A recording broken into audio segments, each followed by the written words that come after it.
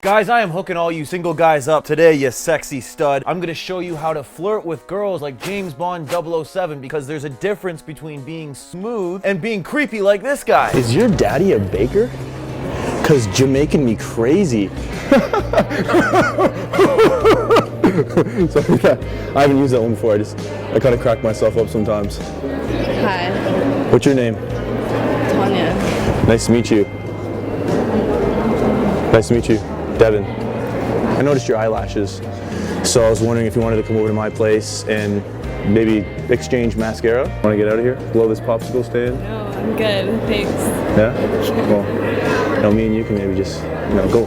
I show you guys on this channel how to approach girls and how not to do it, so make sure you subscribe below to improve your dating life. So guys, I get it. Flirting can be very intimidating for guys like you and guys like me. I used to find it very intimidating because I'd stand there feeling awkward, not really knowing how to, liven up a conversation, make it more exciting because I didn't really want to force flirting and it just felt weird. So tip number one is body language. So one thing that really helped me was just changing my body language altogether. I wasn't really confident in myself, and what I began to realize was that my body language was coming off that way as well too. So I began to walk with a straight spine, shoulders back, chest up, and just by doing that I started to feel more confident, so I would come off that way. It also includes eye contact, right? Looking her in the eyes. Don't look at her double Z watermelon tits spilling out of her shirt, but at the same time you don't want to be darting around the room because this is not attractive body language. You want to smile when you're with her. James Bond always smirks.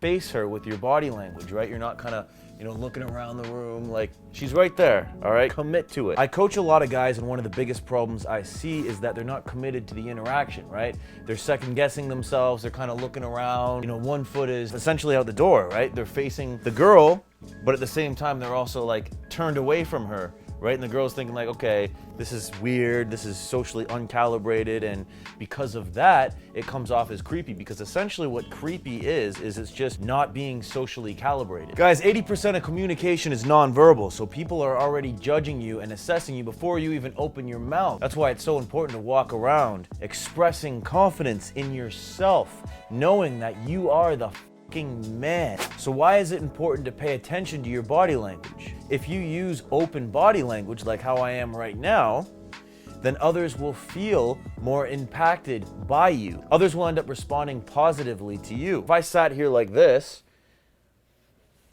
and delivered the video like this, I could still say the same thing, but you guys would react differently to how the information was being said. If you use closed body language, closed off body language, you might feel more intimidated or might feel more anxious, right? Your body language is the start. And then after correcting your body language, you can then begin to correct the way you speak and what you say. Paying attention to your body language, you can actually start to pick up on other people's body language and see, okay, do they want to keep talking to me? Is she interested in me? That being said, guys, download my free guide right here, 26 signs a girl wants you to approach her, and you'll be able to train yourself, boom, just like that, to look out for these signs so you shoot in for the kill and approach her. Quit letting these girls walk by that are clearly interested in you. Train yourself to look for those cues. By using open body language, you can make yourself appear as more likable and more approachable. This creates a more positive and friendly atmosphere. Tip number two, asking the right questions. So a good strategy you can use is to ask open-ended questions as opposed to just yes or no questions. Open-ended questions are a great way to get others to open up to you and get them to engage with you. This allows the conversation to unravel more naturally, and then she can also express her interests, what she's passionate about, and it can help you get a gauge on, okay, what does she value? What are her morals? It can help you put a lot of the pieces together and understand her better, which is going to be in your benefit. Guys, you want to get her to experience these positive emotions when she's with you, because she's going to later associate those positive emotions when she's with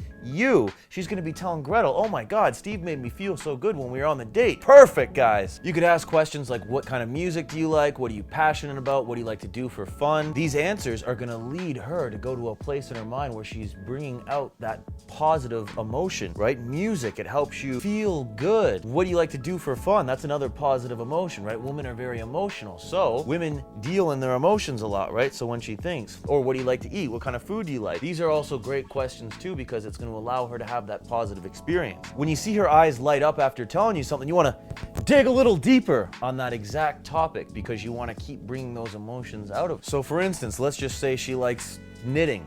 Right? You could dig a little deeper and ask, okay, what got you into knitting? Who influenced you to becoming a knitter? Why do you like doing that? What is it about knitting you like so much? When asking these questions, you want to shut the hell up and get her to talk, okay? Don't talk over her. Sit back, nod your head, and actually show interest in what she's saying. You can also use humor and tease her a little bit when she tells you what she's interested in, right? Let's say she loves drinking red wine. You could be like, oh, God, I don't know about you. I only drink red wine when I have a steak. White wine is just so much better. You're missing out. What are you doing with your life? Tip number 3 is to shut the hell up and actually pay attention, genuinely be listening. And you also want to stay engaged in the conversation, okay? Try to avoid getting her into that interview mode. You don't want to come across as too intense or too interrogative. Oh yeah, what did you get up to last night? Oh, where do you live? It's not like you have a light over top of her and you're in the interrogation room and you're trying to ask her each and every question. What did you do last night? Where were you at 6 o'clock last night? You don't want to make the other person feel like they're being interrogated, but you just want to have a natural, free-flowing conversation. So one way to avoid the job interview question mode is to ask her a question. When she says her answer, you could then provide a personal story. Like, this is just off the top of my head. For instance, if I were to go ask a girl, oh, so you don't smoke either? Yeah, I don't really like smoking weed. I remember one time my roommate gave me a brownie. He didn't tell me that it was a weed brownie and I ended up tripping out and calling the cops on myself because I thought I was gonna die.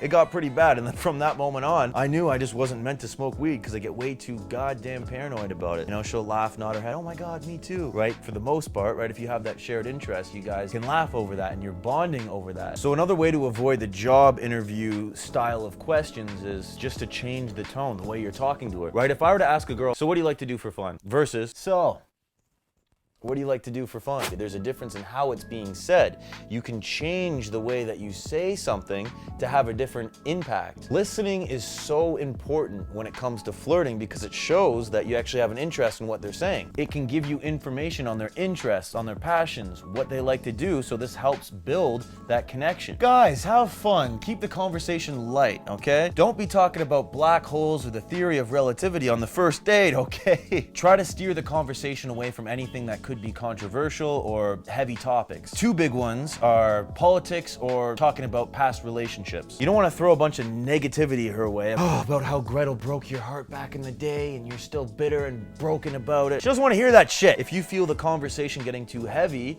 or it's steering away from a flirty vibe, don't be afraid to change the subject. You can smile, nod your head a lot. You don't want to be sitting there like a friggin' Terminator. Too serious, right? Loosen up. Have a drink if that makes you feel better. Be that cool, easygoing guy, right? You don't want to come across as too tense or too anxious, right? Having fun is an important part of flirting because it creates a positive and enjoyable atmosphere and makes you come across as that cool guy. It's more attractive and likable in her eyes. By focusing on just having fun, you can take that pressure off of both of you guys by just being present, by being in the moment and just being chill. That gets you out of your head. That'll get you out of those negative thoughts about yourself, about how the date is going, right? Just have fun. Give her some genuine compliments, not copy and paste compliments like, oh, you know what? You're so hot. If she says she's a model, a lot of guys, what they would say is, I could see why, because you're so hot. No, give her a compliment. Just say, wow, you know, I can only imagine how hard that must be. You know, all the makeup changes, all the outfit changes. I can tell you're a very hard worker. You can also compliment her sense of humor too. I like a girl with a good sense of humor, right? So if she actually has a good sense of humor, I'll tell her straight up. You're pretty funny actually, you're quite the character. You can tease her a bit. So there's a difference between good teasing and bad teasing, right? Good teasing would be like, okay, oh, you like watching Jeffrey Dahmer documentaries. Well, are you secretly a serial killer? If I ever need help,